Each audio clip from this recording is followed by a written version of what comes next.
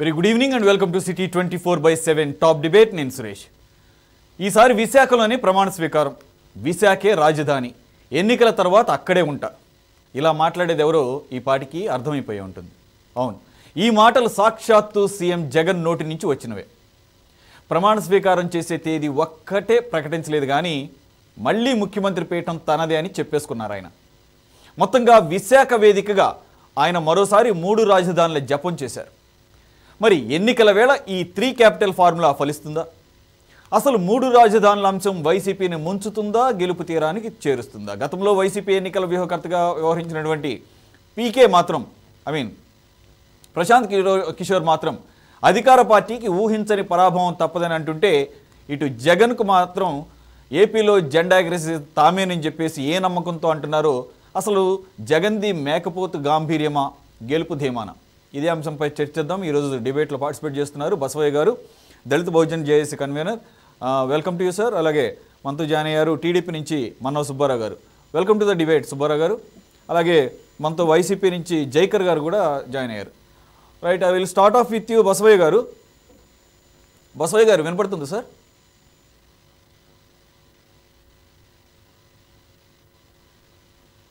బసవయ్య గారు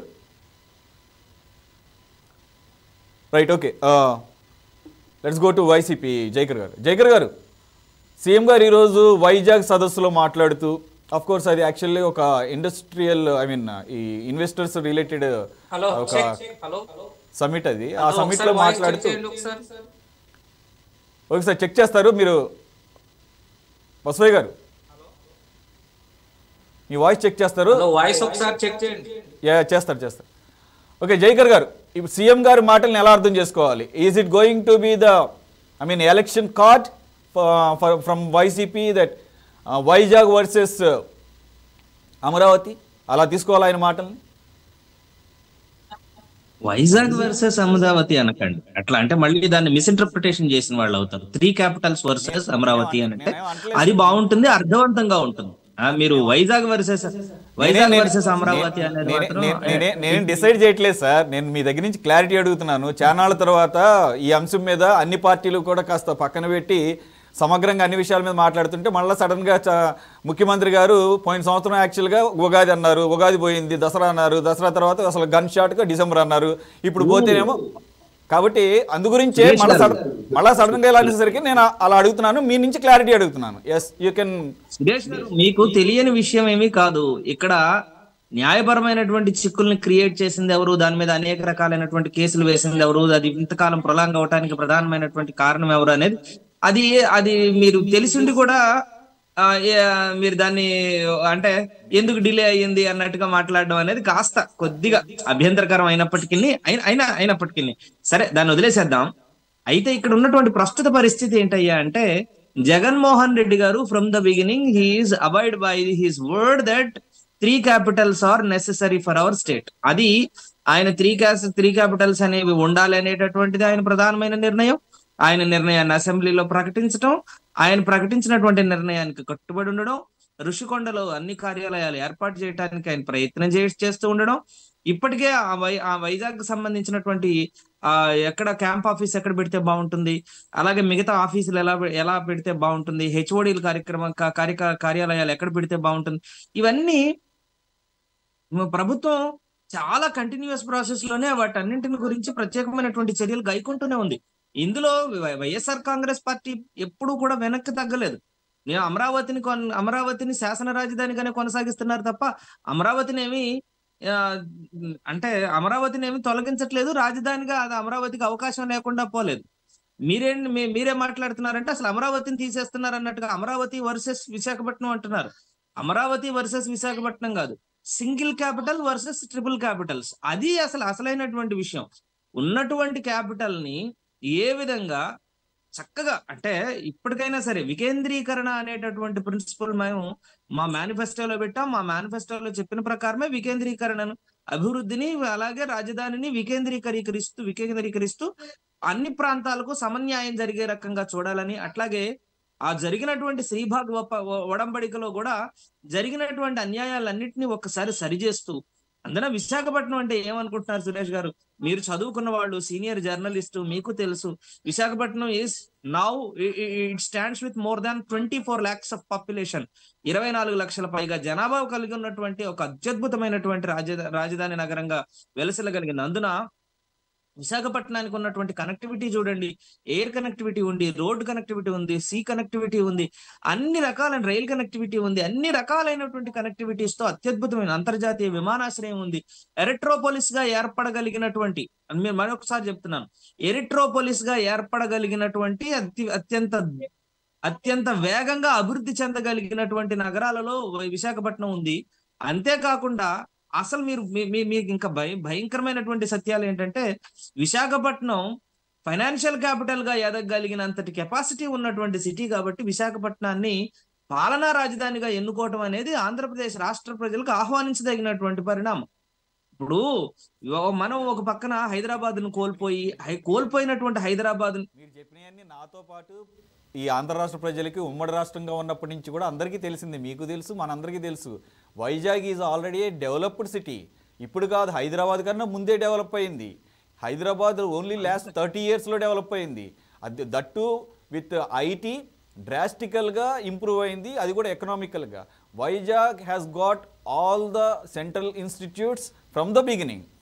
steel plant కావచ్చు, రకరకాల సెంట్రల్ గవర్నమెంట్ ఇన్స్టిట్యూట్స్ అది ఎప్పటి నుంచో ఉన్నాయి అక్కడ. నేవీ కావచ్చు, ఇవన్నీ కూడా. కాబట్టి ఈరోజు కొత్తగా మీరంటే మళ్ళీ నేనంటే మీరేదో కొద్దిగా నొచ్చుకుంటున్నట్టున్నారు. కానీ వైసీపీ వాళ్ళు మీరు వచ్చిన తర్వాత చెప్తేనే వైజాగ్ గుర్తింపు వచ్చిందని కాదు. Vizag has got its significance from the beginning in combined state of Andhra Pradesh. కాబట్టి నేనేమంటున్నానంటే, సురేష్ గారు, మీరు దాని గురించి ఏదో కాస్త తడుముకున్నారు కానీ నేను మిమ్మల్ని ఏదో అన్నానని. నేను అసలు మిమ్మల్ని అనలే. మేమేదో వైఎస్ఆర్ కాంగ్రెస్ పార్టీ వచ్చి విశాఖపట్నాన్ని విపరీతంగా డెవలప్ చేసామని అనలా. Already it's a well developed city కాబట్టి it has all qualities and qualifications for a capital city. And that particularly the range and the qualification that possessed by Visakhapatnam అనే దాని గురించే మాట్లాడుతున్నాను తప్ప విశాఖపట్నాన్ని వైఎస్ఆర్ కాంగ్రెస్ పార్టీ వచ్చిన తర్వాత అభివృద్ధి చేశామని నేను ఎక్కడ చెప్పలేదు, చెప్పను కూడా. ఎందుకంటే ఆల్రెడీ ఎప్పటి నుంచో దానికి సిగ్నిఫికెన్స్ ఉంది. రైట్, మన సబ్జెక్ట్ వచ్చేద్దాం సార్. నేనేమంటున్నానంటే ఇక్కడ ఇష్యూ వల్ల సార్ ఏమైందంటే, క్యాపిటల్ అన్న దాని దగ్గరే ఇష్యూ స్టార్ట్ అయింది. అంతే తప్ప వైజాగ్ని ఉన్నదాన్ని డెవలప్ చేయకూడదని ఎవరు అన్నారు? అసలు వైజాగ్కి ఇట్స్ అవర్, మీరు అన్నట్లుగానే it's financial capital. Just like Mumbai, మనకి ఢిల్లీ క్యాపిటల్ అయినా ముంబైయే మొత్తానికి ఆర్థిక రాజధాని. అలాగే అంతర్జాతీయంగా తీసుకున్నా కూడా యుఎస్కే పేరుకే న్యూయార్క్, కానీ పేరుకే వాషింగ్టన్ డీసీ, కానీ చాలామంది తెలియదు న్యూయార్క్ క్యాపిటల్ అనుకుంటారు. Because New York is the financial capital of US. I can quote n number of examples throughout the world. So దాని పక్కన పెడదాం. నేనేమంటున్నానంటే, మీరు ఎలక్షన్స్కు ముందు, ఎలక్షన్స్ తర్వాత, లేకపోతే ఈ లాస్ట్ 5 yearsలో జరిగిన ఈ క్యాపిటల్ చుట్టూతో జరిగిన ఇష్యూ గురించి, అలాగే మీరు ఫస్ట్లోనే ఒక మాట అన్నారు, మీకు అన్నీ తెలుసు కూడా, లీగల్ ఇష్యూస్ ఉన్నాయి అని. ఇప్పుడు ఏమైనా లీగల్ ఇష్యూస్ ఏమైనా సమస్యపోయినాయా సార్? మళ్ళీ దాని గురించి మాట్లాడాల్సిన, మళ్ళీ దాని గురించి ఎత్తడానికి ఇప్పుడు ఏం లీగల్ ఇష్యూస్ ఇంకా సమస్య పోలేదు. క్యాపిటల్ ఎక్కడ ఉండాలి అనేది సుప్రీంకోర్టు పరిధిలో ఉంది, అది ఇప్పటికీ కూడా లీగల్ బౌండరీస్లోనే ఉంది. రైట్. ఇంకొకటి ఇక్కడ నేను మళ్ళీ ఇంకోటి చెప్తున్నా, సీఎం గారు ఎక్కడ ఉండి పరిపాలన చేస్తే అదే ఎగ్జిక్యూటివ్ క్యాపిటల్ అవుతుంది, దాంట్లో క్వశ్చనే లేదు. ఆయన ఆఖరికి ఆయనకి కంఫర్ట్గా, కన్వీనియంట్గా ఉండి ఆయన ఎక్కడన్నా వేరే ప్రాంతం నుంచి పనిచేసినా కూడా టెంపరీగా అక్కడి నుంచే అవుతుంది, అది పాలనా రాజధాని అవుతుంది, ఎగ్జిక్యూటివ్ క్యాపిటల్ అవుతుంది. అలాగే ఎగ్జిక్యూటివ్ క్యాపిటల్ అనేది literal meaning of a capital. పేరుకి జ్యుడిషియల్ క్యాపిటల్, లేకపోతే నేను ఒక మాట చెప్తానండి. సీట్ ఆఫ్ ద ప్రిన్స్ అండి, seat of the prince is called capital. అది ఖచ్చితంగా అది క్యాపిటల్ అవుతుంది, అది ఎగ్జిక్యూటివ్ క్యాపిటల్ అవుతుంది. అది నో, మీరు మళ్ళీ దాన్ని ఏమి ఇంకో రకంగా డివైడ్ చేయవలసిన లేదు. Capital is always a capital. Capital is దాన్ని మనం ఒక హోదా ఇవ్వడం అనేది, క్యాపిటల్ ఈజ్ ఎ స్టేటస్. దానికి ఒక శాసన రాజధాని అని ఒక స్టేటస్ ఇవ్వడం కానీ, లేకపోతే జ్యుడిషియల్ రాజధాని, న్యాయ రాజధాని అనేటటువంటి ఒక స్టేటస్ ఇవ్వడాన్ని మీరు అంత తక్కువ అంచనా వేయకండి. వైజాగ్ ఈజ్ ఎగ్జిక్యూటివ్ క్యాపిటల్, అది దానికి ఆ స్టేటస్ దానికి అదే ఉంటుంది. కాబట్టి ఇక్కడ మీరు అన్నది ఇదే ఎజెండాగా వెళతారా అంటే ఇదే ఎజెండాగా వెళ్ళం మేము ఒక క్యాపిటల్స్ మాత్రమే ఎజెండాగా వెళ్ళేటటువంటి పరిస్థితి మేము కాదు. ఇప్పుడు వైఎస్ఆర్ కాంగ్రెస్ పార్టీ అనేది వివిధ రంగాలలో చేసినటువంటి అభివృద్ధిని దిక్సూచిగా కలిగి ఉన్నటువంటి ప్రజలు అభివృద్ధిని చూపించాం మేము. అభివృద్ధిని ఒక మెయిన్ ఎజెండా పథకాలు కదా, మీకు పథకాలే మీ ఐ మీన్ మీ బ్రెయిన్ చైల్డ్ ఆఫ్ సంక్షేమం అనేది మీ బ్రెయిన్ చైల్డ్. మా బెనిఫిషియర్సే మా బ్రాండ్ అంబాసిడర్లు, మా బెనిఫిషియర్సే మా స్టార్ క్యాంపైనర్లు. మేము ఇచ్చినటువంటి మా పథకాలే మాకు ఉన్నటువంటి అత్యద్భుతమైనటువంటి మేనిఫెస్టో. మరో కొత్తగా మేనిఫెస్టో రిలీజ్ చేయాల్సినంత అవసరం కూడా లేదు. ఉన్న పథకాలను కొనసాగించడమనో లేకపోతే ఉన్న పథకాలకు ఏదైనా కొత్తగా రంగులు అద్దుకొని ఏదైనా వచ్చి వేరే వాళ్ళు కాపీ కొట్టుకొని పెట్టుకోవాల్సినటువంటి పరిస్థితే తప్ప మరొకటి కాదు. అటువంటి స్ట్రాంగెస్ట్ పొజిషన్ లో ఉన్నటువంటి వైఎస్ఆర్ కాంగ్రెస్ పార్టీ అనేది ఈ ఒక్క క్యాపిటల్ ని పెట్టుకొని ఏదో తెలుగుదేశం పార్టీ లాగా అమరావతి అని, లేకపోతే బీజేపీ పార్టీ లాగానో, లేకపోతే అమరావతినే క్లారిటీ వచ్చింది సార్. అంటే ఒకవేళ ఎలక్షన్స్ టైం కదా, ఒకవేళ అది కూడా ఏమన్నా ఎజెండాగా పెట్టుకున్నారు. రైట్, మీరు క్లారిటీ ఇచ్చారు. Thank you very much. Fine. I will come back to you again. Basavaiah గారు, మీరు దళిత బహుజన్ జేఏసీ కన్వీనర్గా ఉన్నారు. మరి ఈరోజు ముఖ్యమంత్రి గారు వైజాగ్ వేదికగా ఒక పారిశ్రామిక సదస్సులో మాట్లాడుతూ ఆయన మొత్తం స్పీచ్ అంతా కూడా ఇంగ్లీష్లో ఉంది. It's because I mean the platform itself is for entrepreneurs and ఇండస్ట్రియలిస్టులు కాబట్టి ఆయన, బట్ లిటరల్ మీనింగ్ ఏంటంటే వైజాగ్ అనేది already developed, it doesn't need much of the I mean investment. అలా కాకుండా అమరావతి అయితే కనుక దాదాపుగా 1,00,000 కోట్ల రూపాయలు పెట్టాలి అని చెప్పేసి ఆయన అంటున్నారు. ఇప్పుడున్న పరిస్థితుల్లో సాధ్యం కాదు కాబట్టి. అలాగే I'm not against to Amaravati, నేనే అమరావతి అందుకని శాసన రాజధానిగా అది కంటిన్యూ అవుతుంది. స్పెసిఫిక్గా నేను ఎలక్షన్స్ తర్వాత ఇక్కడే ఉంటాను, ఇక్కడి నుంచే పాలన సాగిస్తాను. Moreover I will swear in Vizag only అంటే ఆయన చాలా కాన్ఫిడెంట్గా చెప్పారు. నేనే గెలవబోతున్నాను, నేను ఇక్కడే ప్రమాణ స్వీకారం కూడా చేయబోతున్నాను. కాబట్టి Vizag is going to be the executive capital. అలాగే ఇది కూడా చెప్పారు, ఒక ప్రతిష్టాత్మకమైన ప్రపంచంలోనే ప్రతిష్టాత్మకమైన ఒక సెక్రటేరియట్ కూడా బిల్డ్ చేసుకోవాల్సిన అవసరం ఉంది. దాన్ని బిల్డ్ చేస్తాము వైజాగ్లో. అలాగే ఒక 10-year రోడ్ మ్యాప్ ఉంది మా దగ్గర. ఆ 10-year రోడ్ మ్యాప్కి కూడా అందరి సహకారం కావాలి. స్టేట్, సెంట్రల్, అలాగే పీపీపీ, పబ్లిక్ ప్రైవేట్ పార్ట్నర్షిప్ అని ఆయన చాలా విపులంగా వివరించడం జరిగింది. So it's very clear, Vizag is going to be the executive capital if YCP in to the government again. What is sir? ఒకటి సార్, వాస్తవంగా ఆంధ్ర రాష్ట్ర ప్రజలందరూ కూడా ఒక విషయాన్ని గమనించాలండి. ఇదే జగన్మోహన్ రెడ్డి గత ఎలక్షన్లో ఇదే రోజుల్లో అంటే ఒక 50 రోజుల్లో ఎలక్షన్ ఉందనంగా అమరావతి ప్రాంతంలో ఒక భారీ బహిరంగ సభ ఏర్పాటు చేసి, నేను మీ రాజన్న బిడ్డను, నేను ఇక్కడే ఇల్లు కట్టుకుంటున్నాను, ఇక్కడే ఉంటాను, నేను రాజధాని అమరావతి ఉంటుంది, నేను ఇక్కడే ఇల్లు కట్టుకుంటున్నాను కాబట్టి ఇదే రాజధాని అని చెప్పేసి ఇదే రోజుల్లో ఎలక్షన్ ముందు మా దగ్గరకు వచ్చి నమ్మించి ఓట్లు వేయించుకున్నాడు. ఇప్పుడు సేమ్ అదే పరిస్థితి, అదే డైలాగులు, అదే విషయాన్ని వైజాగ్ లో ప్రచారం చేస్తేనే సరికాదు. అవకాశం వచ్చింది కదా అని ఇటువంటి అబద్ధాలనే వల్లె వేస్తే సరికాదు. నిజానికి జగన్మోహన్ రెడ్డి గారు అమరావతి రాజధానిగా ఉంటుంది అని చెప్పలేదు. నేను ఇక్కడ ఇల్లు కట్టుకుంటానని చెప్పారు తప్ప రాజధాని ఇక్కడే ఉంటుంది అని ఆయన ఎక్కడ ప్రకటన చేయలేదు. అటువంటిది రామకృష్ణారెడ్డి వాయిస్ ఒక్కసారి తీసుకోండి. మంగళగిరి ఎమ్మెల్యే ఆళ్ల రామకృష్ణారెడ్డి మా అన్నను ఒప్పిస్తాను, నేను ఇక్కడే ఇల్లు కట్టుకున్నాను అని చెప్పేసి అన్నయ్య అన్నాడు. జగన్మోహన్ రెడ్డి ఇక్కడే ఇల్లు కట్టుకున్నాడు అని చెప్పేసి మీ మంత్రులు, మీ ఎమ్మెల్యేలు ఏ విధంగా మాట్లాడారు ఒకసారి రికార్డ్ చెక్ చేసుకోండి. ఇంకొక విషయం, అసెంబ్లీ సాక్షిగా చెప్పాడు బసవయ్య గారు,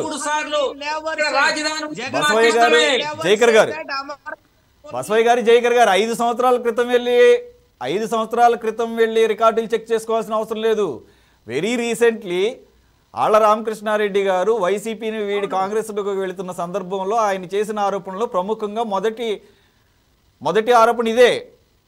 ఆయన నాకు స్పెసిఫికల్గా నేను మంగళగిరి నియోజకవర్గంలో అభ్యర్థిని, లోకల్గా రాజధాని ప్రాంతానికి చెందిన వాడిని, నాకు కేటగిరికల్గా ఆయన క్లియర్గా చెప్పారు, నేను ఇక్కడ ఇల్లు కట్టుకుంటున్నాను బ్రదర్, కాబట్టి క్యాపిటల్ ఇదే, ఖచ్చితంగా దీంట్లో ఎటువంటి క్వశ్చన్ లేదు, డౌటే లేదు. ఎప్పుడో 5 సంవత్సరాలు అంటున్నారు బసవయ్య గారు, జస్ట్ నెల క్రితం వెళ్తే సరిపోతుంది ఆయన రికార్డు. మళ్ళీ రీసెంట్ గా అఫ్ కోర్స్ మళ్ళీ వైసీపీలోకి వచ్చారు, రకరకాల ఎక్స్ప్లెనేషన్ వేరే విషయం. ఒక్క విషయం జగన్మోహన్ రెడ్డి గారు అమరావతిని రాజధానిగానే ఉంటుంది అని చెప్పినటువంటి వాస్తవం ఏదన్నా ఉంది అని అంటే అది ఖచ్చితంగా అమరావతిని శాసన రాజధానిగా ఉండాలి అనేటటువంటి తన దూరదృష్టిని దృష్టిలో పెట్టుకునే చెప్తారు తప్ప మరొకటి కాదు. ఇప్పటికీ అమరావతి రాజధానిగా లేదని ఎవ్వరూ అనట్లేదు. అమరావతి ఈనాటికి కూడా శాసన రాజధానిగా చరిత్రలో అలాగే ఉంటుంది. శాసన రాజధానిగా ఎందుకుంటుంది అని అంటే సురేష్ గారు ఒకే మాట ఎందుకుంటుంది అని అంటే అక్కడ శాసనసభకు సంబంధించినటువంటిది, అలాగే సెక్రటేరియట్ కి సంబంధించినటువంటివి కొంత తాత్కాలికం అనే పేరు మీదో లేకపోతే మరొక పేరు మీదో కొంత కట్టారు కాబట్టి మిగతా విషయాలలో ఒక ప్రామిస్ అంతకు ముందు ఉన్నటువంటి గవర్నమెంట్ కొంత ప్రామిస్ చేసింది కాబట్టి దాన్ని అలా కొనసాగిస్తున్నారు అనేది నా నిశ్చితమైనటువంటి అభిప్రాయం. ఎక్కడా ఎవరికి ఏ విధమైనటువంటి అన్యాయం జరగకుండా ఉండడానికి, అక్కడ ఉన్నటువంటి రైతులు కూడా ఇబ్బంది పడకుండా ఉండటానికి తీసుకున్నటువంటి నిర్ణయం అని మాత్రం భావించాలి. అది జగన్మోహన్ రెడ్డి గారు గొప్ప మనసును అది ఆహ్వానించకుండా గొప్ప మనసు కాదనేది అందరికి తెలిసిన విషయమేనండి. నేను క్లుప్తంగా 1-2 నిమిషాల్లో అసలు అమరావతి అంటే ఏంటో మీకు చెప్తాను. ఆంధ్ర రాష్ట్ర ప్రజలు కూడా తెలుసుకోవాల్సినటువంటి అవసరం ఉంది. రాష్ట్రానికి రాజధాని లేదు, రాష్ట్రానికి రాజధాని లేని సమయంలో అక్కడ నుండి విడిపోయి వచ్చాము, మనకంటూ ఒక రాజధాని కావాలి. ఇప్పటి నుండి చెన్నై అక్కడి నుంచి వదిలేసాము, కర్నూలు వదిలేసాము, వైజాగ్ వదిలేసాము, అదే హైదరాబాద్ వదిలేసాము. ఇప్పుడు మనకంటూ రాజధాని లేదని గత ప్రభుత్వం చంద్రబాబు నాయుడు గారి పిలుపుతో మేమందరం కూడా ఇక్కడ రాజధాని అమరావతికి 34,000 ఎకరాల భూములు ఇచ్చామండి. ఆ రోజు జగనన్న ఉన్నాడే, మరి జగనన్న చెప్పలేదే, జగనన్న ప్రతిపక్షంలో ఉన్నాడే, ఆ రోజు ఎందుకని మాట్లాడలేకపోయాడు? ఆ 33,000 ఎకరాలు కాదు, అక్కడ వైజాగ్ అభివృద్ధి చెందింది, అక్కడ తీసుకోవాలి, అక్కడ నేను ఒప్పిస్తాను అని చెప్పేసి అక్కడ మాట్లాడాలి కదా. అక్కడ ఎందుకు మాట్లాడలేకపోయాడు? ఆ రోజు మా రైతులతోనైనా వచ్చి ఇక్కడ ఎన్ని ఎకరాలు కాదు, ఇక్కడ శాసన రాజధాని ఉంటుంది, అక్కడ అది చేస్తాను, ఇక్కడ ఇది చేస్తాను. ఆ రోజు జగన్ గారికి బ్రెయిన్ లేదా? ఆయనకి బ్రెయిన్ లేదండి, అక్కడ ఎందుకు అయిపోయాడు?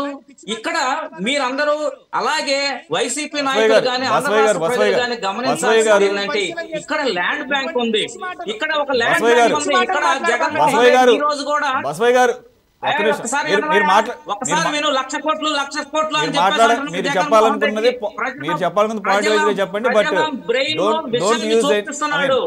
Don't use unnecessary unparliamentary words. 1,00,000 కోట్లు అని. ఇది అమరావతి ప్రాజెక్ట్ అనేది సెల్ఫ్ ఫైనాన్స్ ప్రాజెక్ట్. ఇక్కడ ఎవరో ఎక్కడ ₹1 తీసుకొచ్చే పని లేదు. సెల్ఫ్ ఫైనాన్స్ ప్రాజెక్ట్ ఇది అమరావతి ప్రాజెక్ట్ అనేది. అది తెలుసుకొని మాట్లాడాలి మీరు. అది తెలుసుకోకుండా జనాలకి అక్కడ 1,00,000 కోట్లు అవుతుంది, అక్కడ 15 లక్షల కోట్లు అవుతుంది.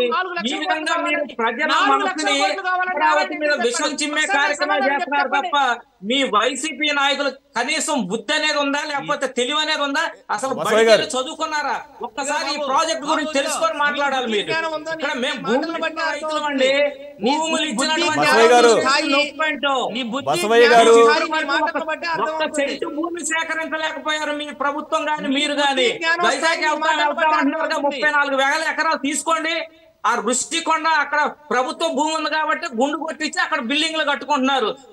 మీ మొహం చూసి 1 ఎకరం భూమి ఎవరైనా రైతులు కానీ ప్రజలు కానీ 1 ఎకరం భూమి ఇస్తే మా చెవులు కోసుకుంటాం. ఒక్కసారి ఆలోచించుకోండి. అసలు భూమి సేకరించాల్సిన అవసరం విశాఖపట్నం ఆంధ్ర రాష్ట్ర ప్రజలు ఒకసారి గమనించండి.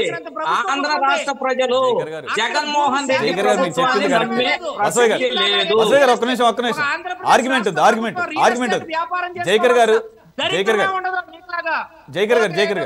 జైకర్ గారు ఆయన మాట్లాడిన కొన్ని పదాలు అభ్యంతరకరంగా ఉన్నా వారి యొక్క కడుపు మంటను అర్థం చేసుకునే దాంట్లోనే మనం చూడాలి. నేనేం సమర్థించట్లేదు. ఒక్క నిమిషం జైకర్ గారు, మీ మాటలను కూడా నేను అగ్రీ అవుతూనే. ఒక్క నిమిషం సార్, మీరు అన్నయ్యన్ని కరెక్టే, ప్రతి ఒక్కరికి తెలుసు. కాకపోతే ఇక్కడ ప్రశ్న ఏంటంటే అప్పుడు జగన్మోహన్ రెడ్డి గారు అప్పుడే కనుక ఈ మాట చెప్పుంటే ఒక క్లారిటీ ఉండేది కదా.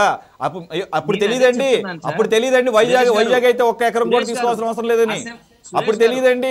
వైజాగ్ అయితే కనుక పెద్దగా కొత్తగా ఇన్వెస్ట్మెంట్ పెట్టాల్సిన అవసరం లేదని అప్పుడు తెలియదండి. లక్షల కోట్ల రూపాయలు అమరావతికి పెట్టాల్సి వస్తుందని చెప్పేసి ఎప్పుడైతే అసెంబ్లీలో ప్రతిపక్ష నేతగా ఆయన మాట్లాడుతున్నప్పుడు. కాబట్టి సార్ ఆర్గ్యుమెంట్ పరంగా అయితే చాలా వెళ్తాయి. అయితే ఇక్కడ ఏంటంటే ఇప్పుడున్న సిచ్యుయేషన్ స్టేటస్ కోని మాత్రమే డిస్కస్ చేద్దాం సార్, లేకపోతే it's going to be never ending discussion and debate. Okay, ఆర్గ్యుమెంటేటివ్గా ఉంటుంది. Let's go step by step. Okay, Manoj Subbarao garu, sorry కొద్దిగా మిమ్మల్ని వెయిట్ చేయించాను, అర్థం చేసుకుంటారు sir. What is your take? ఈరోజు మళ్ళీ నేనే రీఇటరేట్ చేయను, మీరు అన్ని వినే ఉంటారు ఈరోజు ముఖ్యమంత్రి గారి మాటలు. టీడీపీ సైడ్ నుంచి మీరేం చెప్పదలుచుకున్నారు? సురేష్ గారికి, బసవయ్య గారికి, అదేవిధంగా జైకర్ గారికి, ఈ యొక్క ఛానల్ చూస్తున్న వీక్షకులు అందరికీ కూడా నా నమస్కారాలు. దయచేసి మిత్రులకి నేను చెప్పేది ఏంటంటే, వాళ్ళు మాట్లాడుతున్నప్పుడు నేను కనీసం మాట్లాడలేదు. ఆ సంస్కారాన్ని దాన్ని పాటిస్తారని, దయచేసి వాళ్ళ అభిప్రాయాలు ఉంటే నేను మాట్లాడిన తర్వాత వాళ్ళు జోక్యం చేసుకుంటే బాగుంటుందని వాళ్ళకి విన్నవిస్తూ, జగన్మోహన్ రెడ్డి గారు పగటి కళ్ళకు అన్నట్టు కనిపిస్తా ఉంది. నేను ఈరోజు చూసినటువంటి ఆయన ప్రకటన చూస్తే హఠాత్తుగా ఆయనకి ఉత్తరాంధ్ర మీద కానీ విశాఖ మీద ఎందుకు ప్రేమ కలిగిందో అర్థం కావట్లేదు. ఉత్తరాంధ్ర అభివృద్ధి ముసుగులో అక్కడ జరిగిన విధ్వంసం కానీ, అక్కడ జరిగినటువంటి భూదోపిడి కానీ అన్నీ కూడా సాక్ష్యాధారాలతో సహా మా దగ్గర ఉన్నాయి. అన్ని కూడా త్వరలో ఇప్పటికే నిరూపించాం.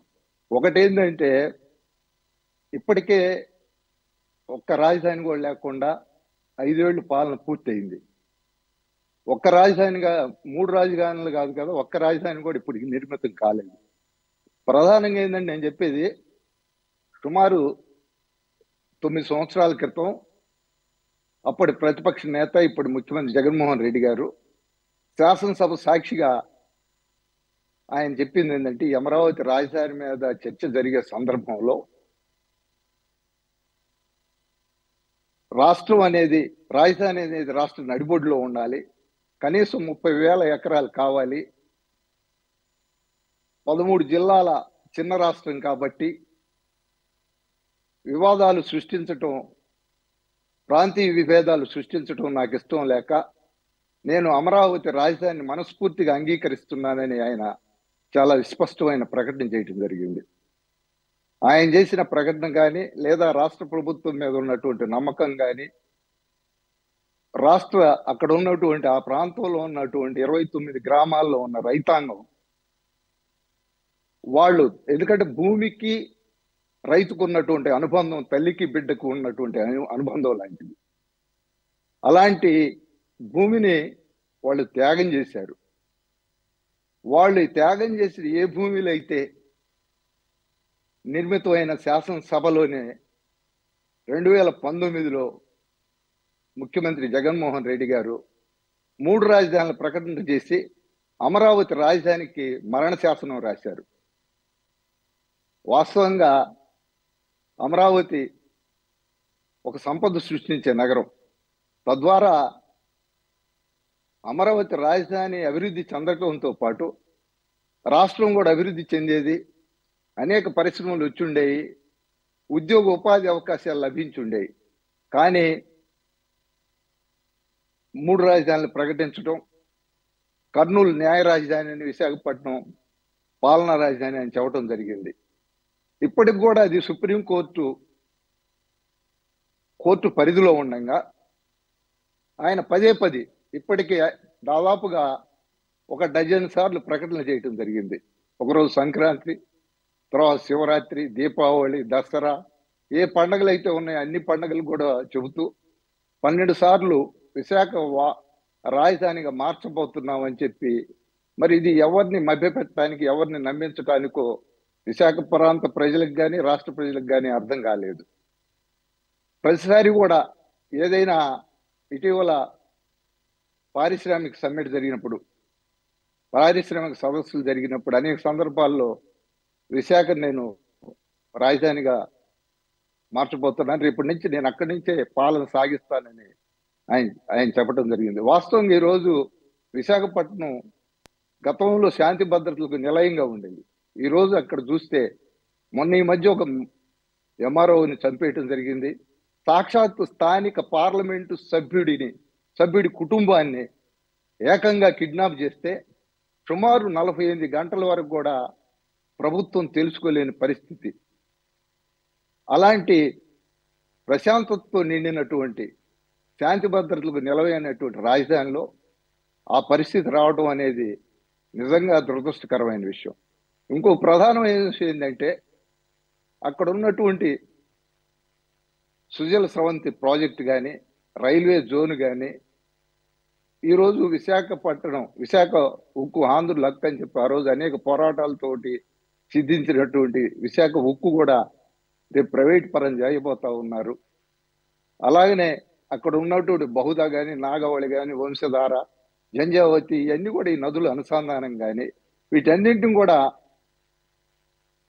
ఇంతవరకు ఏమాత్రం ముట్టుకోలేదు. అక్కడ ఉన్నటువంటి నీటిపారుదల ప్రాజెక్టులకి ఖర్చు చేసిన దానికంటే అక్కడ ఋషికొండ మీద పెట్టినటువంటి ఖర్చు ఎక్కువగా కనిపిస్తూ ఉంది. దాదాపుగా సుమారు 450 కోట్ల నుంచి 500 కోట్ల రూపాయల ప్రజాధనాన్ని ఖర్చు పెట్టడం జరిగింది.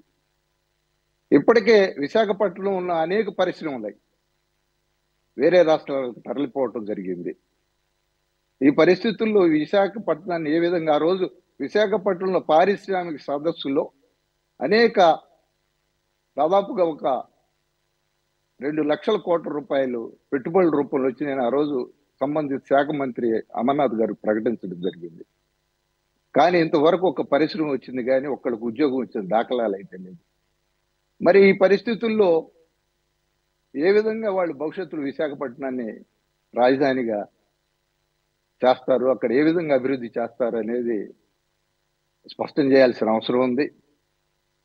కాబట్టి అమరావతి రాజధాని ఇప్పటికే అక్కడ ఉన్నటువంటి రైతులు దాదాపుగా 350 మంది తమ భూములు కోల్పోయి భుక్తి కోల్పోయి 350 మంది రైతులు ప్రాణాలు కోల్పోయి అనేకమైన అక్రమ కేసులు అరెస్టులు నిర్బంధాలతోటి అక్కడ దుర్భరమైన జీవితం గడుపుతున్నటువంటి రైతాంగ పోరాటం అనేది భారతదేశ పోరాటాల చరిత్రలో ఒక స్ఫూర్తిదాయకంగా ఒక మహిళలు ఉద్యమం నడిపిస్తున్నటువంటి ఉద్యమంగా వాళ్ళు తిరుపతి పాదయాత్ర పెట్టినా మరి ఇటు అరసవల్లి పాదయాత్ర పెట్టినా వాళ్ళకి సృష్టించిన అడ్డంకులు కానీ ఏ విధంగా ఉన్నాయి. ప్రజాస్వామ్య దేశంలో కనీసం శాంతియుతంగా గాంధీ మార్గంలో సుబ్బారావు గారు మరి మీరు చెప్పిన పాయింట్లన్నీ మనం గత 4-5 సంవత్సరాలుగా చూస్తూనే ఉన్నాం. మీకు అడ్డుపడుతున్నాను కాదు, కానీ మీరు ఇందాక అడిగిన ఒక పాయింట్కి నేను ముఖ్యమంత్రి గారి నోటి నుంచి వచ్చిన పాయింట్ని నేను కోట్ చేస్తాను. ఈరోజు మాట్లాడింది ఏ విధంగా వైజాగ్ని పరిపాలనా రాజధానిగా చేస్తారు లేకపోతే రాజధానిగా ప్రకటిస్తారు. ఎందుకంటే ఇండైరెక్ట్గా ఎప్పుడైతే ముఖ్యమంత్రి గారు సెక్రటేరియట్ అక్కడికి మూవ్ చేసి అక్కడి నుంచి ఎగ్జిక్యూట్ చేస్తారో తన పవర్స్ని, that is going to be the official capital అవుతుంది. అది ఆఫ్ కోర్స్ పేరుకి అమరావతి లెజిస్లేటివ్ క్యాపిటల్, అది జ్యుడిషియల్ క్యాపిటల్, ఇంకో క్యాపిటల్ ఎన్ని పెట్టుకున్నా కానీ మంత్రివర్గం క్యాబినెట్ ఎక్కడుంటే అదే మోరార్లెస్ మెయిన్ క్యాపిటల్ అవుతుంది. పక్కన పెడితే ఆయన చెప్పింది ఏంటంటే ఇప్పుడు కూడా ఆయన చాలా క్లియర్గా చెప్పారండి. కాకపోతే ఏంటంటే వైజాగ్ అనేది ఆల్రెడీ ఎస్టాబ్లిష్డ్ సిటీ, అది we just need to brush it up, అంటే ఒక పాలిష్ చేస్తే సరిపోతుంది. అంటే we don't need to put much efforts, ఎక్కువ ఇన్వెస్ట్మెంట్ అవసరం లేదు. కాబట్టి ఇది గవర్నెన్స్కి ఈజీ అవుతుంది. అలా కాకుండా అమరావతి అనేసరికి ఫ్రమ్ ది స్క్రాచ్, అంటే రూట్ లెవెల్ కింద నుంచి కూడా వర్క్ స్టార్ట్ చేయాలి. అది ఎవరైనా మీరు వచ్చినా కానీ, టీడీపీ జనసేన వచ్చినా లేకపోతే వైసీపీ వచ్చినా లేకపోతే ఎవరు వచ్చినా కానీ ఇదే సిచ్యుయేషన్. కాబట్టి ఆయన చెప్పిన దాన్ని మనం ఇది పాయింట్స్ మాత్రమే వేసలేదు. ఆయన చాలా క్లియర్గా చెప్పారు, ఓవర్ ది నైట్ అవదు వైజాగ్ కూడా. It is going to B 10-year road map and needs lot of supports. ఎలాగూ సపోర్ట్ సిస్టమ్స్ ఎలా ఉండాలి, state government, central government, PPP public private partnerships, even public private and even entrepreneurs, industrialist సహకారం కూడా ఉండాలండి. కాబట్టి మీరు అన్నదానికి ఎలా చేస్తారన్నదానికి ఆయన దగ్గర సమాధానం ఉంది. ఒక 10-year రోడ్ మ్యాప్ ఇది.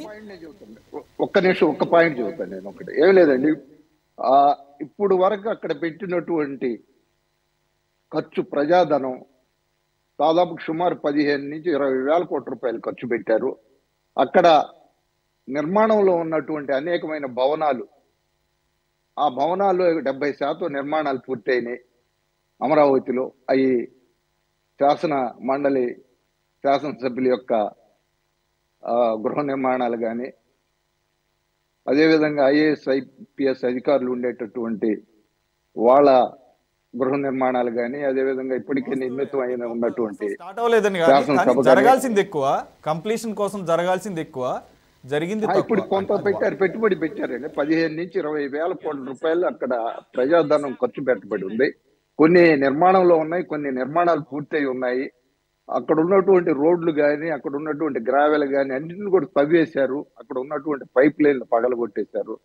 అదంతా కూడా ప్రజలు డబ్బులే కానీ ప్రజలు నష్టపోతారనే భావన కూడా ఉండాలి అవతల వాళ్ళకి. కానీ అది కూడా పూర్తిగా విస్మరించినట్టుంది. ఇప్పుడు దాదాపు 15 నుంచి అక్కడ ఆయన మన హైకోర్టు జస్టిస్ ఒక ఆయన రాకేష్ కుమార్ గారు చెబుతారు, ఇక్కడ వేల కోట్ల రూపాయలు పెట్టుబడి పెట్టి ప్రజాధనం ఖర్చు పెట్టి నిర్మితమైన భవనాలు ఇక్కడ వదిలేసి ఇక్కడి నుంచి తరలి వెళ్తాననటం మతి లేని చర్య కాక మరేమిటని చెప్పి రాకేష్ కుమార్ గారు అన్న మాటలు నేను అన్నయ్య కాదు. అదేవిధంగా సీనియర్ జర్నలిస్టు శేఖర్ గుప్తా గారు ఒక మాట అన్నాడు, రాష్ట్రంలో దాదాపుగా ఒక 50 ఏళ్ల తర్వాత ఒక నిర్మితం అయ్యే గ్రీన్ ఫీల్డ్ రాజధాని, ఇలాంటి రాజధానిని వదిలేసి వెళ్ళటం ఒక పిచ్చి తుగ్లక్ చర్యగా ఆయన అభివర్ణించడం జరిగింది. అవి కూడా నేనన్నే కాదండి, శేఖర్ గుప్తా గారు. జైకర్ గారు ఆడియో రావట్లేదు. జైకర్ గారు ఒక్క నిమిషం, జైకర్ గారు ఇది మాట్లాడుతున్నారు సార్, ఒకసారి రిపీట్ చేయండి. ఇది ఒకసారి మ్యూట్ లో నేనండి లేదు సార్, లేదు మీది వినపడింది. సుబ్బారావు గారు మీ ఆడియో కాదు. జైకర్ గారు ఒకసారి మీ ఆడియో ఒకసారి చెక్ చేయండి. జైకర్ గారు మీ ఆడియో మ్యూట్ లో ఉంది సార్, ప్లీజ్.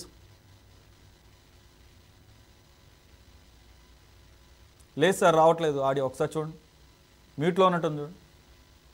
నేను మ్యూట్ తీసేసాను, అన్మ్యూట్ చేశాను. ఓకే సార్, ఇప్పుడు ఓకే, కంటిన్యూ. అన్మ్యూట్ చేశాను. ఇందాక మనోజ్ సుబ్బారావు గారు అంటున్నారు కదా రాకేష్ కుమార్ గారు ఎలాంటి వ్యాఖ్యలు చేశారని. రాకేష్ కుమార్ గారిని ఎంత అవమానకరమైనటువంటి పరిస్థితుల్లో సుప్రీంకోర్టు వ్యాఖ్యానించిందో కూడా ప్రజలు చూశారండి. రాకేష్ కుమార్ గారు ఎంతటి దురుద్దేశాలతో మాట్లాడతారు, వారికి ఉన్నటువంటి తెలుగుదేశం పార్టీతో కానీ లేకపోతే మిగతా చంద్రబాబు నాయుడు గారితో కానీ మిగతా జడ్జిల గారితో కానీ ఉన్నటువంటి నెక్సస్ ఎట్లాంటిది అది అందరూ ప్రపంచం అంతా చూశారండి. మీరే చెప్తున్నారు కదా, ఇప్పుడు అది ఒక సెల్ఫ్ ఫైనాన్సింగ్ సిటీ అయినట్టయితే ఇదే వైసీపీ వాళ్ళు చివరికి న్యాయమూర్తులను కూడా ఇలాగా మాట్లాడుతున్నారు. కనీసం మీకు బుర్రన్నా ఉందండి? న్యాయమూర్తులను కూడా మాట్లాడుతున్నారు. నేను న్యాయమూర్తుల్ని మాట్లాడుతున్నాను అనేటటువంటి మాటలకి నేను చట్టానికి కట్టుబడి మాట్లాడాలి నేను. కానీ నేను మాట్లాడింది ఏమి తప్పు మాట్లాడట్లేదు, నేను శిక్షకు గురయ్యేటటువంటి మాటలు ఏం చెప్పట్లేదు. రాకేష్ కుమార్ గారి వ్యాఖ్యలను సుప్రీంకోర్టే తప్పుపట్టిందని చెప్తున్నా. రాకేష్ కుమార్ గారి వ్యాఖ్యలను తొలగించమని సుప్రీంకోర్టే తీర్పిచ్చిందని చెప్తున్నా. రాకేష్ కుమార్ గారిని ఆయన చర్యలు సరిగ్గా లేవని, ఆయన సరైనటువంటి వ్యక్తి కాదని ఉన్నతమైనటువంటి న్యాయస్థానాలే అతని మీద తీర్పులు ఇచ్చాయని చెప్తున్నా.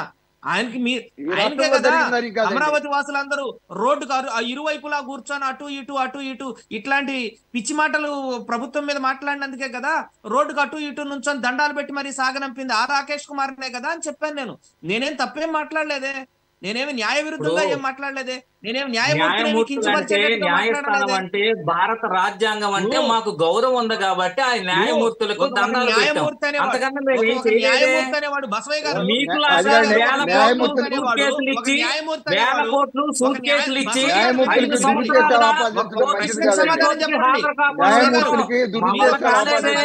ఇప్పటికీ జగన్మోహన్ రెడ్డి ఎన్ని వాయిదాలు ఎన్ని కోర్టుకి వెళ్ళకోకున్నాడు అందరికి తెలిసే. ఇది మేనేజ్మెంట్ చేసుకోవడం కాదండి. ఇటువంటి ఆంధ్రప్రదేశ్ లో పరిపాలన ఉందా? ఇటువంటి మాటలు మాట్లాడడం, వ్యాఖ్యలు చేయడం ఎంతవరకు సమంజసం? న్యాయమూర్తులకు దురుద్దేశాలు ఆపాదించకూడదు, అది ఒకటి గుర్తుపెట్టుకోండి. న్యాయమూర్తులకు దురుద్దేశాలు ఆపాదించడం సుబ్బారావు గారు జైకర్ గారి సొంత అభిప్రాయం కాదు, ఆయన చాలా క్లియర్ గా చెప్పారు. నేను ఆ దురుద్దేశాలు నా వ్యక్తిగతంగా ఆపాదించడం కాదు, I'm quoting the statements given by the supreme court అంటున్నారు. ఆయన సుప్రీం కోర్టు వ్యాఖ్యలు ఆయన కోట్ చేస్తున్నారు. ఇంకోటండి, చీఫ్ జస్టిస్ ఇంకో మాట అన్నాడండి, రైతులు జీవించే హక్కును హరించి వేస్తూ రైతుల యొక్క ప్రాథమిక హక్కులకు భంగం కలిగే విధంగా రాష్ట్ర ప్రభుత్వం వ్యవహరించిందని చాలా స్పష్టంగా ఆ రోజు ఉన్నటువంటి హైకోర్టు చీఫ్ జస్టిస్ గారు అన్నారండి. రాకేష్ కుమార్ గారి సంగతి పక్కన పెడితే ఆ రోజు ఉన్నటువంటి హైకోర్టు చీఫ్ జస్టిస్ గారు అన్న మాటలండి. కావాలంటే మీరు ఒకసారి వాటిని చూసుకోవచ్చు. ఇప్పుడు కొన్ని వందల కేసులు పెండింగ్ లో ఉన్నాయి, కోర్టు ముందు ఉన్నాయి. రకరకాల సందర్భాల్లో ఆయా పిటిషన్ బేస్ చేసుకొని వాటి సర్కమ్స్టాన్షియల్ గా అప్పుడున్నటువంటి జడ్జిలు ఆ రోజు జరిగినటువంటి ఆదోపవాదాల పరంగా చెప్తారు. It's not a final judgement anyway. రకరకాల కామెంట్స్ చేస్తుంటారు, అవి ఓకే, మీరు కొన్ని కోట్ చేయొచ్చు, తప్పేం కాదు. అవేం ఫైనల్ కాదు. నేనైతే మన్నవ సుబ్బారావు గారికి కొన్ని సమాధానాలు చెప్పాల్సి ఉంది. చెప్పండి దేని గురించి. నేనైతే మన్నవ సుబ్బారావు గారికి కొన్ని సమాధానాలు చెప్పాల్సి ఉంది. ఆయన విశాఖ స్టీల్ ప్లాంట్ ని ఎవరో ఎత్తుకెళ్ళిపోతున్నారు అన్నట్టుగా మాట్లాడుతున్నారు. విశాఖ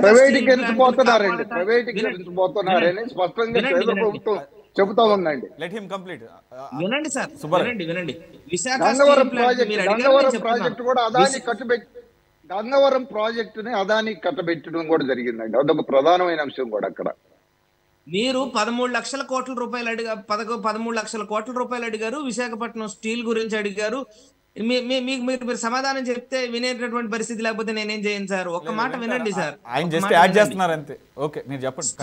స్టీల్ ప్లాంట్ కి సంబంధించినంత వరకు క్యాప్టివ్ మైనింగ్ ఇవ్వమని కేంద్ర ప్రభుత్వాన్ని కోరింది ఆంధ్రప్రదేశ్ ప్రభుత్వం. స్టీల్ ప్లాంట్ ని అమ్మటానికి వీల్లేదు అనేటటువంటి కోరింది ఆంధ్రప్రదేశ్ ప్రభుత్వం.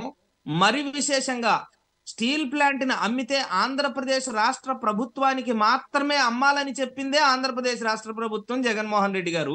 ఇవన్నీ కన్వీనియంట్ గా మర్చిపోయి విశాఖపట్నం స్టీల్ ని ఏదో జగన్మోహన్ రెడ్డి గారే కేంద్ర ప్రభుత్వానికి అప్పచెబుతున్నారు అన్నట్టు మాట్లాడడం, అది మీ రాజకీయ వ్యాఖ్యానమే తప్ప మరొకటి కాదు. మీ దురుద్దేశాలు, మీ రాజకీయ దురుద్దేశాలు జైకర్ గారు ఒక్క నిమిషం జైకర్ గారు, ఈ రాష్ట్రంలో ఉన్న ప్రతి పొలిటికల్ పార్టీ, ప్రతి పౌరుడు కూడా వైజాగ్ ప్రైవేట్ పరం కాకూడదనే కోరుకుంటారు, including YCP. There is no dispute over it. అయితే ఇక్కడ చిత్తశుద్ధి, commitment. What is the commitment, what is the action you have taken during the process? ఏదండి విజ్ఞప్తులు ఇస్తే ఉంటే ఆగుతాయండి పనులు? It's a policy taken by the central government.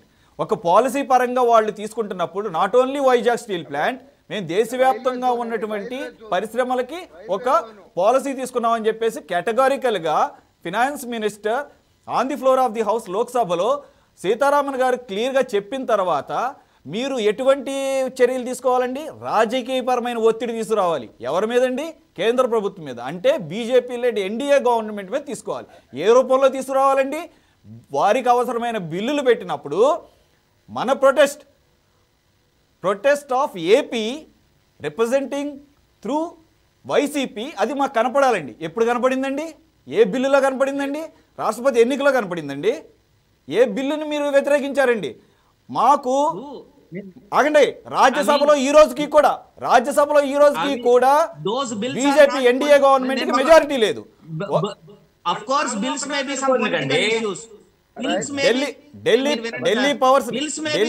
ఢిల్లీలో అధికారుల రాష్ట్రపతి ఎన్నికలని ముడిపెట్టబాకండి. అదే కాదు, చాలా బిల్లులు ఉన్నాయి. నేను ఒకటే ఎగ్జాంపుల్ మీరే కాదు, టీడీపీ కానీ మీరే కాదు, నేను ఓన్లీ వైసీపీ అంటలేదు సార్. వినండి, మీరు పవర్ లో ఉన్నారు కాబట్టి, మీరు ఇందాక ఒక స్టేట్మెంట్ ఇచ్చారు కాబట్టి మిమ్మల్ని క్వశ్చన్ చేస్తున్నాను. కానీ the same question applies to TDP as well. వినండి, టీడీపీ కూడా అప్లై అవుతుంది. ఈ మీ రెండు పార్టీలు కన్వీనియంట్ గా ఈ రోజు కూడా బీజేపీ ఎప్పుడు వస్తుందా, బీజేపీ మాతో ఎప్పుడు వస్తుందా అని చెప్పి అటు బీజేపీ జనసేన కూటమి ఎదురు చూడటం, అటు ఏమో పార్లమెంట్ లో ఏ బిల్లు వచ్చినా వినండి, మీరేమో చెప్పట్లేదు. చట్టసభలో ఏ బిల్లు వచ్చినా కానీ ఎప్పుడు వ్యతిరేకించారు? మాకు వైజాగ్ స్టీల్ ప్లాంట్ ప్రైవేటీకరణ ఆపండి, అప్పటి వరకు మీకు సపోర్ట్ చేయం, ఈ బిల్లు లేకపోతే బాయ్కాట్ చేస్తున్నాం అనుకుండా తగుదనమ్మా అని చెప్పేసి సై అంటే సై అని చెప్పేసి మీ రెండు పార్టీలు పూర్తిగా వాళ్ళకి ఓట్లు వేసి వాళ్ళకి బిల్లులు గెలిపి ఇది పాస్ అయ్యేదని చూసి ఇప్పుడు వచ్చాము బయట రైల్వే జోన్ రాష్ట్ర ప్రభుత్వం రాగాలి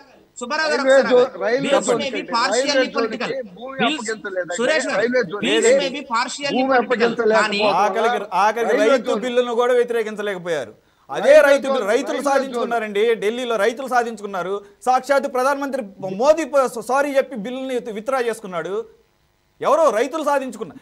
ఏ పొలిటికల్ పార్టీ కూడా ఈ బిల్స్ ని చాలా కన్వీనియంట్ గా ఎక్కడ ఎన్డీఏకి నొప్పి కలుగుతుందో, ఎక్కడ బీజేపీ కోపం వస్తుందని చెప్పేసి మీ రాజకీయ ప్రయోజనాల కోసం ఇచ్చేసారు తప్ప అటువంటి సందర్భాల్లో క్రూషియల్ టైమ్స్లో మాకు వైజాగ్ ప్రైవేట్ పరం కానివ్వకూడదు, లేకపోతే మాకు రైల్వే జోన్ శాంక్షన్ కావాలి. ఈ కండిషన్స్ ఎప్పుడు అప్లై చేశారండి?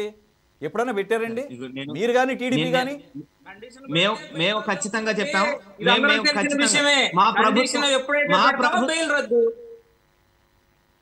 మా ప్రభుత్వం మీద చాలా చిత్తశుద్ధి ఉంది కాబట్టి బసవయ్య గారు మీ చంద్రబాబు నాయుడు గారు స్టేజ్ ఎప్పుడు ఎత్తేస్తారు అనే భయంతో విషయంలో ఎంత వణుకుతుంటారో, ఎంత వణుకు పట్టుకొని 18 ఉండాలని చూస్తున్నారు. అవన్నీ తెలుసులే కానీ మీరు చీకట్లో వెళ్లి చిదంబరం కాళ్ళు, పగలెళ్ళి అమిత్ షా కాళ్ళు 2 గంటలు కనపడకుండా పోయి ఆళ్లేళ్ల కాళ్ళు పట్టుకున్నంత మాత్రాన జరిగేటటువంటి పనులు అవి కాదులే. కానీ ఒక్క నిమిషం నేను చెప్పే మాట వినండి సార్, నేను చెప్పే మాట వినండి. Bills may be politically partially political. నేను చెప్పే మాట వినండి సార్. బాబాయిని చంపింది ఎవరమ్మా? సాక్షాత్తు ఆమె తోబుట్టులే చెబుతా ఉన్నారు. జగన్ రెడ్డి చెల్లెళ్ళే చెబుతా ఉన్నారు.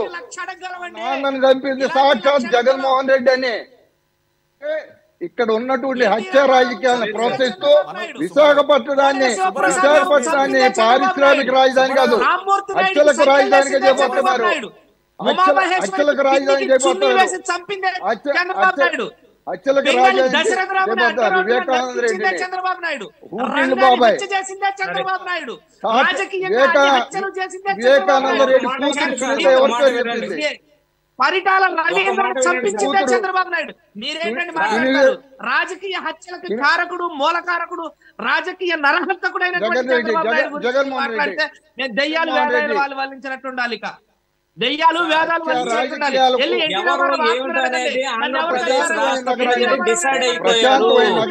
ఆంధ్ర రాష్ట్ర ప్రజలు డిసైడ్ అయిపోయారండి. మీరు ఎన్ని మాటలు చెప్పినా, ఎంత మాట్లాడినా గానీ ఆంధ్ర రాష్ట్ర ప్రజలు 4 నెలల క్రితమే డిసైడ్ అయిపోయారు.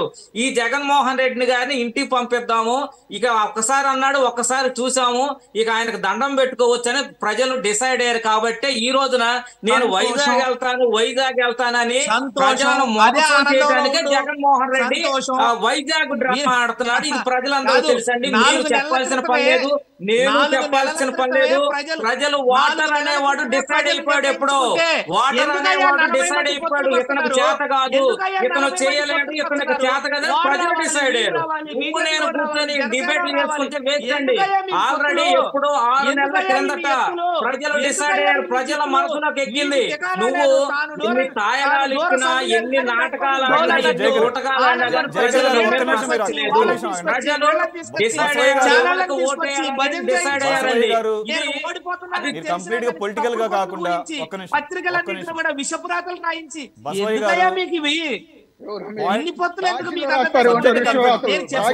ఈ రోజు ముఖ్యమంత్రి గారు మాట్లాడిన మాటల ద్వారా మాటను అంగీకరించడానికి మీకు దయం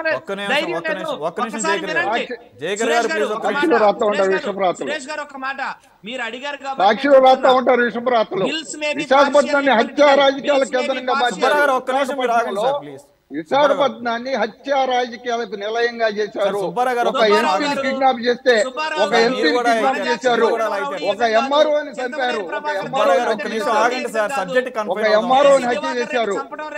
అలాంటి సుధాకర్ డాక్టర్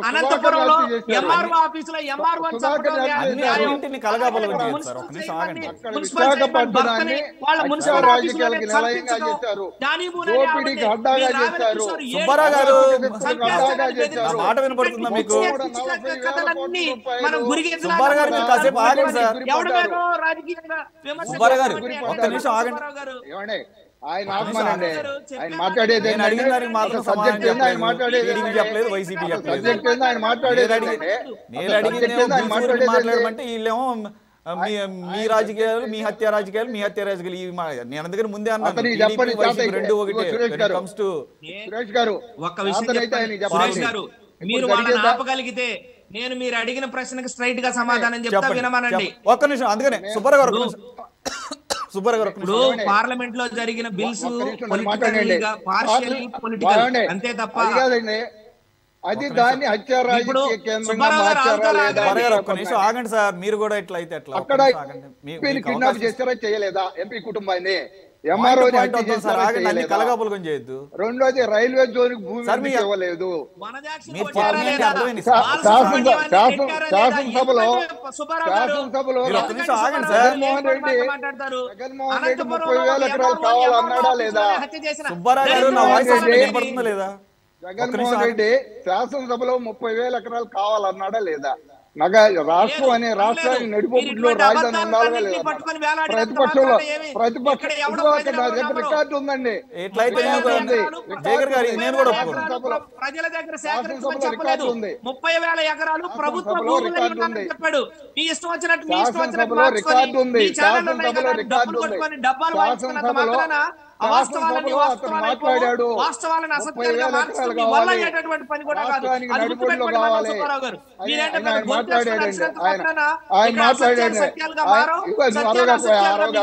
అది గుర్తుపెట్టుకోండి. సరే మీరిద్దరు ఆగండి సార్. నువ్వు అరవట్లా అది కాదండి సురేష్ గారు. ఒక్క నిమిషం ఆగండి సార్. మాట్లాడుతున్నప్పుడు ఆగండి. మీరిద్దరే కదా బసవయ్య గారు చెప్పేది బసవయ్య గారు మాట్లాడారు. మీరిద్దరు ఆగండి, లేకపోతే మ్యూట్ చేయాల్సి వస్తుంది. బాగోదు. ఆయన మాట్లాడుతున్నాడు. బసవయ్య గారు మాట్లాడుతున్నాడు. అక్కడ రాజధాని ప్రాంతంలో ఉన్నటువంటి దళితుల జేఏసీ తరపున ఈరోజు ముఖ్యమంత్రి గారి వ్యాఖ్యల్ని మీరు ఎలా చూస్తారు? మీ కార్యాచరణ ఎలా ఉండబోతుంది? ఆయన చాలా కాన్ఫిడెంట్గా చెప్తున్నారు. మీరేమో ఆల్రెడీ ఆయన పని అయిపోయింది, నెక్స్ట్ ఆయన రావట్లేదు కాబట్టి ఆయన ఏం చెప్పినా కానీ అవేమీ ఎవరు పట్టించుకునే పరిస్థితులు. కానీ ఆయన చాలా కాన్ఫిడెంట్గా చెప్తున్నారు, నేను ఇక్కడి నుంచే పరిపాలన చేయబోతున్నాను, ఇక్కడే ప్రమాణ స్వీకారం కూడా చేయబోతున్నాను అని చెప్పి. అదే కనుక జరిగితే మీరు ఆ ప్రాంతంలో, అమరావతి ప్రాంతంలో భూములు ఇచ్చినటువంటి దళిత రైతులుగా మీ కార్యాచరణ మళ్ళా కొత్తగా ఏమన్నా ఉండబోతోందా? అవును సార్, మంచి ప్రశ్న అడిగారు. వాస్తవంగా రిట్ ఆఫ్ మాండమస్ అని చెప్పేసి 3/3/22న రిట్ ఆఫ్ మాండమస్ అని న్యాయమూర్తులు ఒక తీర్పునిచ్చారండి. స్టేటస్ కో ఇచ్చారు. అంటే మేము భూములు ఇచ్చాం కాబట్టి ఆ భూములను ఈ రాష్ట్ర రాజధానికి ఆల్రెడీ ఉపయోగించుకున్నారు, 90% పూర్తయింది కాబట్టి రైతులకు న్యాయం జరగాలని చెప్పేసి న్యాయమూర్తులు రిట్ ఆఫ్ మాండమస్ తీర్పునిచ్చారు. వాళ్ళకు ఉన్నటువంటి స్వయం ప్రతిపత్తి నిర్ణయాల ద్వారా. అయితే ఈ జగన్మోహన్ రెడ్డి 2 సంవత్సరాలన్నా దాన్ని అమలు చేయట్లా. ఇప్పటికి రోజుకు ఒక జీవో తీసుకొస్తున్నాడండి. ఆ జీవో కూడా సరైన జీవోలు కాదు, అవి జీవో ఎంఎస్లు కాదు, జీవో ఆర్టీలు తీసుకొచ్చి రేపు వైజాగ్ వెళ్తాను, ఎల్లుండి వైజాగ్ వెళ్తాను. ఇదంతా ఇన్సైడర్ ట్రేడ్ అని కాదండి. రేపు వెళ్తున్నాను సీఎం అన్నాడంటే అక్కడ ప్రజలు భూమిని ఆ రియల్ ఎస్టేట్ పెంచుకోవటానికి కాదండి. మరి 5 సంవత్సరాలుగా నువ్వు నీ ప్రభుత్వం వచ్చిన 6 నెలలకే 3 రాజధానులు. భారతదేశంలో ఇంకెక్కడ పెరగకూడదు, ఒక జాతికి మాత్రమే న్యాయం జరగాలి. ఆంధ్రప్రదేశ్ లో ప్రజలకు ఎవరికి జరగకూడదు. ఏమండి అతన్ని మాట్లాడమన్నారు బసవయ్య గారిని, మళ్ళీ ఆయన ఎందుకు మధ్యలో జోక్యం? ఒక్క నిమిషం ఆగండి సార్. ఇప్పుడు వైజాగ్ వెళ్తాననే ఇప్పుడు చెబుతున్నాడు కదా, 4.5 సంవత్సరాలుగా ఇదే మాట చెబుతున్నాడు. ఎందుకు వెళ్ళలేకపోయారండి జగన్మోహన్ రెడ్డి? ఎందుకంటే భారత రాజ్యాంగం అడ్డు వచ్చింది. భారత రాజ్యాంగం రిట్ ఆఫ్ మ్యాండమస్ తీర్పు వచ్చింది కాబట్టి ఇప్పుడు ఎలను, నేను ఎలక్షన్ లో రేపు గెలిచిన తర్వాత వెళ్తాను అని చెప్పేసి అని అంటున్నాడు. ఇప్పుడు కూడా వైజాగ్ వాసులకు నేను చేతులు జోడించి విజ్ఞప్తి చేస్తున్నాను. జగన్మోహన్ రెడ్డి మమ్మల్ని ఏ విధంగా అయితే మోసం చేశాడో ఇప్పుడు మిమ్మల్ని మోసం చేయడానికి సిద్ధపడుతున్నాడు. దయచేసి మేము మోసపోయినట్లు మీరెవరు కూడా మోసపోకండి. మేము ఆయన మాయలో పడ్డట్టు మీరు మాయలో పడమాకండి. నేను ఇక్కడే ఇల్లు కట్టుకున్నానని చెప్పేసి మమ్మల్ని మోసం చేశాడు, ఇప్పుడు ఇక్కడే ఇల్లు కట్టుకుంటున్నానని చెప్పేసి మిమ్మల్ని మోసం చేయబోతున్నాడు. కాబట్టి ఇక నుంచి రాజధాని అమరావతి దళితులుగా, దళిత బహుజనులుగా, దేశీ రైతులుగా మేమందరం కూడా మాకు జరిగినటువంటి అన్యాయాన్ని రేపు రాబోయే ఎలక్షన్ లో మేము ప్రతి గడపకు తిరుగుతాము. గడప గడపకు తిరిగి జగన్మోహన్ రెడ్డి చేసిన మోసాన్ని, ఇక చేయబోతున్న మోసాన్ని ప్రజల దృష్టికి తీసుకెళ్తాం. ప్రజలకి అవేర్నెస్ తీసుకొస్తాం, ప్రజల్లో అవగాహన కల్పిస్తాం. రాజధాని అంటే ఏమిటో, రాజధాని వల్ల ఉపయోగాలు ఏంటో ప్రజలందరికీ తెలియజేస్తామండి. అమరావతి రైతుల్ని చంద్రబాబు నాయుడు కన్నా ఎవడో బాబు మోసం చేసింది? సరే జయగర్ గారు, ప్రజలకు తెలుసు. జయగర్ గారు, మిమ్మల్ని 2019లో అధికారంలోకి రావడానికి కారకుడైన ఓకే బసవయ్య గారు, యువర్ పాయింట్ టేకెన్. బసవయ్య గారు లీడర్ అని అన్నారు. జగన్మోహన్ రెడ్డిని ఇప్పుడు ఏమంటున్నారు తెలుసా? జగన్మోహన్ రెడ్డిని ఫస్ట్ లో ఏమన్నారంటే జగన్ అన్న అన్నారు, ఇప్పుడు జగన్ గాడు అంటున్నారు. అది ఒక్కసారి మీరు తెలుసుకోండి. గ్రామాల్లో ఒకసారి తిరగండి. గ్రామాల్లో ఏమంటున్నారు? మీ కోర్స్ ఆఫ్ యాక్షన్ చెప్పారు, ఈ రోజు జగన్ చాలా చక్కగా మీ కోర్స్ ఆఫ్ యాక్షన్ చెప్పారు, అంతవరకు బాగుంది. అక్కడ కన్ఫైన్ అవ్వండి. బసవయ్య గారు అందరూ కూడా తెలుసుకోవాలండి, తెలుసుకొని మాట్లాడండి. బసవయ్య గారు, మీరు నేను అడిగిన దానికి మీ కోర్స్ ఆఫ్ యాక్షన్ ఎలా ఉండబోతుందని చాలా క్లియర్ గా చక్కగా చెప్పారు. అక్కడ వరకు కన్ఫైన్ అయ్యండి, మళ్ళీ ఎందుకు సబ్జెక్ట్ డిబేట్ అవడం. Okay, point. జయకర్ గారు, మేమైతే ఒక నిమిషం, రానున్న ఎన్నికల్లో జగన్మోహన్ రెడ్డి ఓటమికి మేము కంకణం కట్టుకున్నాం. రానున్న ఎలక్షన్ లో మేము ప్రతి నియోజకవర్గంలో మేము బృందాలుగా ఏర్పడి ప్రతి నియోజకవర్గం తిరుగుతాము. జగన్మోహన్ రెడ్డి చేసినటువంటి మోసాన్ని, అన్యాయాన్ని ప్రతి ఇంటికి గడప గడపకు తిరిగి చెబుతాం. మాకు జరిగినటువంటి అన్యాయాన్ని, రాష్ట్రానికి జరిగినటువంటి అన్యాయాన్ని మేము చెప్పబోతున్నామండి. ఇదే మా యొక్క అమరావతి రైతులుగా మేము చేయబోతున్న కార్యక్రమం. జయకర్ గారు, 2019లో మిమ్మల్ని అధికారంలో కూర్చోబెట్టడంలో కీలక పాత్ర పోషించినటువంటి మీ పొలిటికల్ స్ట్రాటజిస్ట్, అప్పట్లో ఐపాక్ తరపున ప్రశాంత్ కిషోర్, నిన్న న్యూ ఇండియన్ ఎక్స్ప్రెస్ కాన్క్లేవ్లో, ఒక మీడియా కాన్క్లేవ్లో చాలా కేటగిరీలు క్లియర్గా చెప్పారు, Jaganmohan Reddy is going to lose in a big way అని చెప్పేసి. మరి ఈరోజు ద వెరీ నెక్స్ట్ డే నిన్న ఆయన అలా మాట్లాడటం, ఈరోజు వైజాగ్లో నెక్స్ట్ నేను వైజాగ్లోనే ప్రమాణ స్వీకారం చేయబోదు. ఈ రెండింటికి ఏమైనా కనెక్షన్ ఉందా? ఐ మీన్ అది డిఫెండ్ చేసుకుంటూ మాట్లాడిన మాటలు. అఫ్ కోర్స్ నేను అదే, ఆయన ప్రశాంత్ కిషోర్ కాదు, విశ్రాంత కిషోర్లే కానీ ఆయన ప్రశాంత్ కిషోర్ కాదండి, ఆయన విశ్రాంత్ కిషోర్. ఐపాక్ ఎప్పుడు ఆయన పని చేయట్లేదు కాబట్టి విశ్రాంత్ కిషోర్ అంతేనా? మాకు పని చేస్తున్నాడా చెయ్యట్లేదా అని కాదు. Prashant Kishor he himself he declared that I'm not even a part of IPAC and I went out. నేను మిగతా వాళ్ళు చూసుకుంటున్నారు, అతను సంథింగ్ సింగ్ ఎవరో చూసుకుంటున్నాడు, ఆయన తప్ప నాది లేదని ఎప్పుడో చెప్పేశాడు. చంద్రబాబు నాయుడుతో ఏదో నాకు డబ్బులు ఇచ్చారు కాబట్టి నేను వెళ్ళి కలిసి మాట్లాడాల్సిన నెసెసిటీ ఉంది కాబట్టి వెళ్ళి మాట్లాడానని చెప్పాడు తప్ప మరొకటి కాదు. నాకు డబ్బులు ఇచ్చాడు కాబట్టి నేను వెళ్ళి, ఆయన అన్నది ఏంటంటే, నేను ఈ పార్టీకే కాదు ఏ పార్టీకి కూడా పొలిటికల్ స్ట్రాటజిస్ట్గా నేను పనిచేయట్లేదు, ఆ ప్లాట్ఫామ్ నేను వదిలేశాను, ఐఎమ్ ఇంటూ డైరెక్ట్ పాలిటిక్స్ అని చెప్పేసి బీహార్లో ఆయన మహాపాదయాత్ర చేస్తున్నాడు. సరే, రకరకాలుగా కాంగ్రెస్ తో కొంత ఆయనకి కన్సల్టేషన్ ఇచ్చారు కాబట్టి ఆ కన్సల్టేషన్ ప్రకారం వచ్చాడు, మాట్లాడుకున్నాడు. ఆయన ఏం చెప్పలేదు, నాకు డబ్బులు ఇచ్చారు కాబట్టి నేను. డబ్బులు తీసేయండి. సరే, నేను ఇంకొక విషయం చెప్తున్నాను. ఇప్పుడు ప్రశాంత్ కిషోర్ అనేవాడు మాకు పనిచేసినప్పుడు ఒక ఐపాక్ అనేటటువంటి టీంలో ఒక సెఫాలజిస్ట్, లేకపోతే ఒక ఎలక్షన్ స్ట్రాటజిస్ట్. కానీ ఇప్పుడు అతను ఆయన అప్పుడు ఇచ్చినటువంటి స్టేట్మెంటే, అప్పుడేమో ఎలక్షన్ స్ట్రాటజిస్ట్, కానీ ఇప్పుడు ఒక పొలిటికల్ పార్టీ నాయకుడిగా మాట్లాడిన దాన్ని మీరు దీనికి లింక్ చేయటం అనేది నాకైతే అంత సంబద్ధ్యత, సంభావ్యత రెండింటినీ కూడా కోల్పోయిందని నేను అనుకుంటున్నాను. అట్లా ఎందుకు అనుకోవాలి సార్? ఇది ఎప్పుడో ఇప్పుడు అతను ప్యూర్ పొలిటీషియన్ గా మాట్లాడుతున్నాడు, ఆయన ఒక పార్టీ అధ్యక్షుడుగా మాట్లాడుతున్నాడు. ఎంత కాదనుకున్నా సార్ జైకర్ గారు, జైకర్ గారు ఐపాక్ అనేది Prashanth Kishore brain child.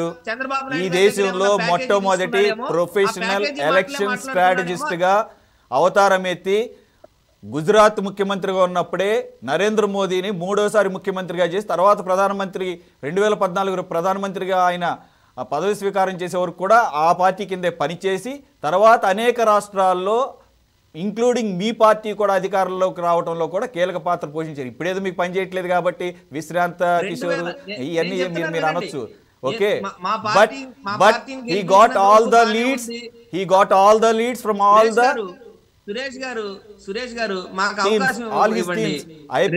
I-PAC నుంచి వచ్చిన టీంలే రకరకాల పనిచేస్తున్నాయి. ఆయన ఎన్ని వరుస అపజయాలే. 2000 ఛత్తీస్గఢ్ చెప్పాడు పోయింది, బీహార్ చెప్పాడు చెప్పాడు. ఆయన చెప్పిన మాటలు ఖండించవచ్చు, దాంట్లో తప్పేం లేదు. ప్రతి రాష్ట్రంలోనూ తెలంగాణ చెప్పాడు, తెలంగాణలో పోయింది. ఎక్కడ ఏ రాష్ట్రంలో అడుగుపెట్టినా ఆయన 2021 తర్వాత ఆయన విజయం సాధించినటువంటిది ఒక్క చోట కూడా లేదు. ఆయన చెప్పిన మాట చెల్లినది ఒక్కటి కూడా లేదు. ఇప్పుడు నేను ప్రశాంత్ కిషోర్ దానికన్నా నేను ఇందాక చెప్పదలుచుకున్నది ఏంటయ్యా అంటే, ఇందాక పార్లమెంట్ గురించి మీరు మాట్లాడుతూ bills may be partially political, కానీ ఈ రోజు నిజంగా విశాఖపట్నం మీద గాని ఆంధ్రప్రదేశ్ మీద గాని ఇంత చిత్తశుద్ధి ఉన్నట్టయితే, బీజేపీ మీద అంత మంట ఉన్నట్టయితే, బీజేపీతో పొత్తు కోసం జనసేన ఎందుకు వెంపర్లాడింది? బీజేపీతో పొత్తులో ఉన్నటువంటి జనసేన విశాఖపట్నం స్టీల్ ప్లాంట్ గురించి మీరు స్టీల్ ప్లాంట్ మాకు సురక్షితంగా ఉంచుతామని మాత్రమే మీతో పొత్తు కొనసాగిస్తామని ఎందుకు చెప్పలేకపోతుంది? ఇలా చేస్తేనే మీతో నేను పొత్తుంటానని ఇప్పుడు తెలుగుదేశం వెంపర్లాడుతున్నటువంటి తెలుగుదేశం ఎందుకు పొత్తు కోసం ప్రయత్నిస్తూ ఎందుకు మాట్లాడలేనటువంటి పరిస్థితి వస్తుంది? వాళ్ళు ఏ ఆంక్షలు పెడితే ఆ ఆంక్షలకు ఎందుకు లొంగాల్సి వస్తుందో మీరు ఒకసారి సీనియర్ జర్నలిస్ట్ గా ఆలోచించి. అరే మీరు కూడా విన్నారు కదా సార్, మిమ్మల్ని ఒక్కళ్ళని నేను క్వశ్చన్ చేశానండి.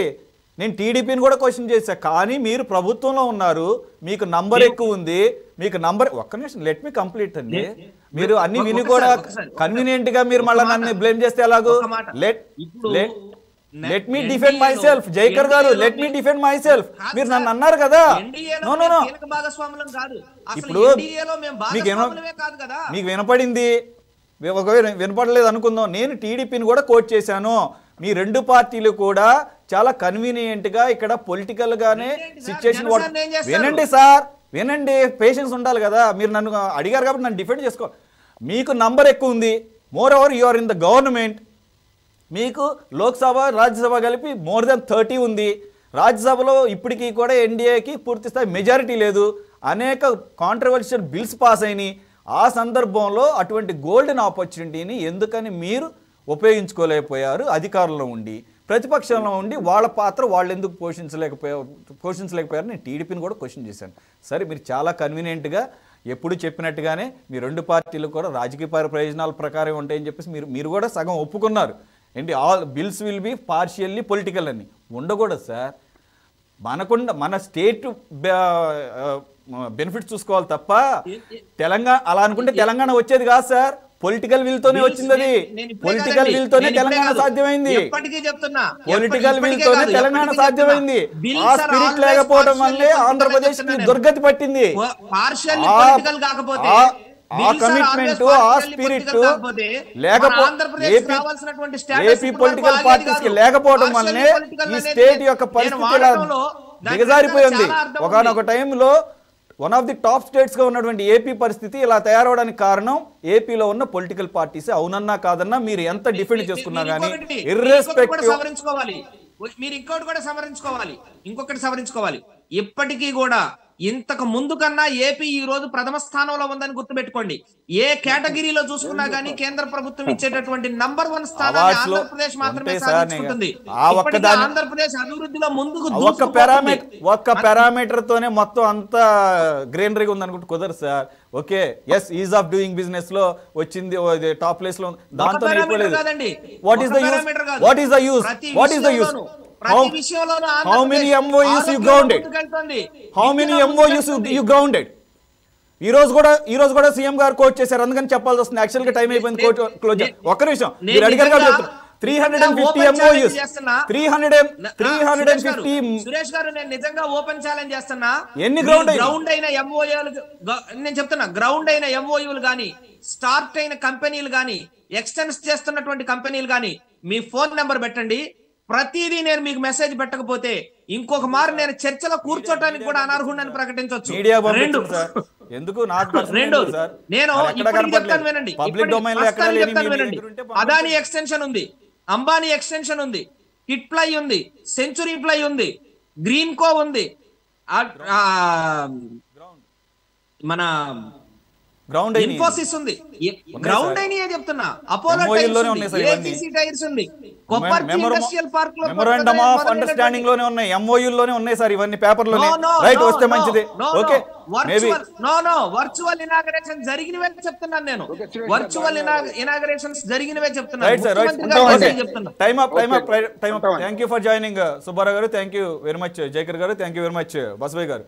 ఇది వాళ్ళ డిబేట్. మరో డిబేట్ లో మళ్ళీ కలుద్దాం. Stay tuned to City 24/7.